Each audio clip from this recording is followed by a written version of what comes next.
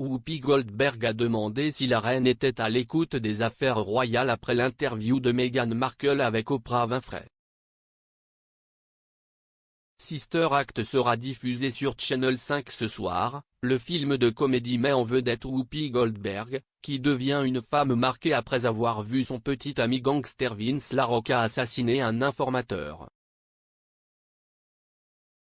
Lorsqu'elle accepte de témoigner contre Vince, elle est envoyée par la police se cacher dans un couvent de San Francisco où elle a du mal à s'adapter au mode de vie des religieuses.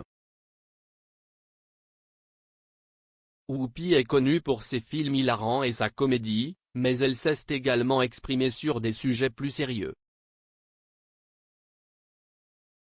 Cela a été vu lorsqu'elle a rendu son verdict sur la tension entre le prince Harry et Meghan Markle, et la famille royale. Le comédien est devenu viral en mars après l'interview des Sussex avec Oprah Winfrey en mars. Elle discutait de la situation avec la famille royale aux côtés de Meghan McCain lors d'une interview à CBS.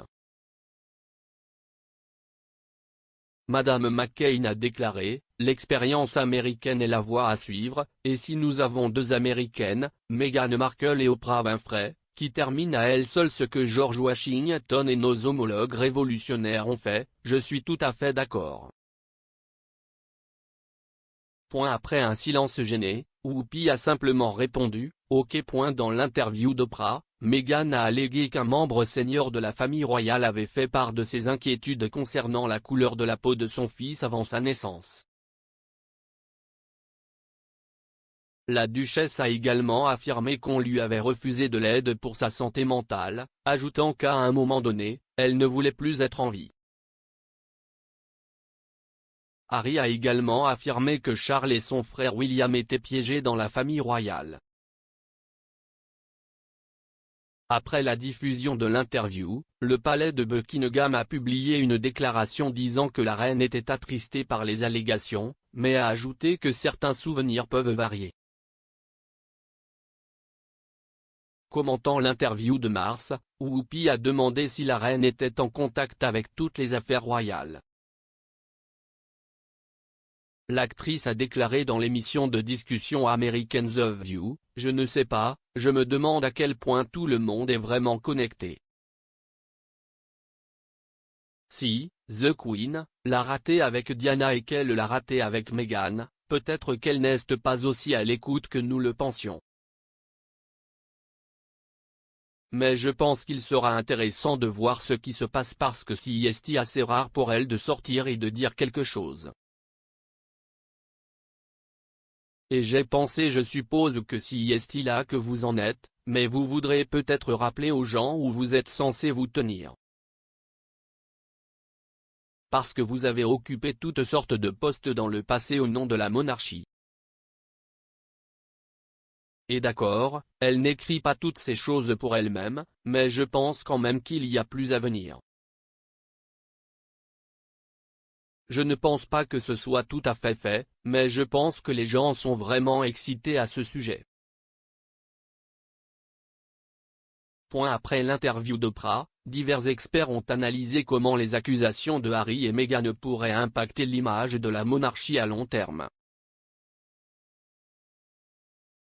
Sarah Gristwood, historienne, journaliste, romancière et biographe de Tudor a déclaré à USA Today, « Charles a été endommagé dans les années 90 par la guerre des Gallois, mais ces dernières années, il est devenu beaucoup plus convaincant en tant que roi. »